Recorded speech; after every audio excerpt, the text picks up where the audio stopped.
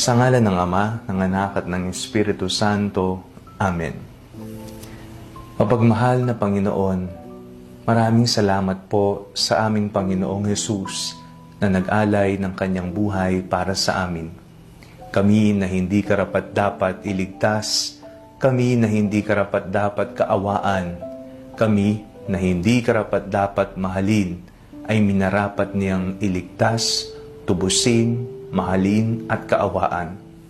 Nagpapasalamat po kami sa Kanya sapagkat sa Kanyang kamatayan, sumibol ang panibagong pag-asa, panibagong buhay sa isang makasalanang mundo.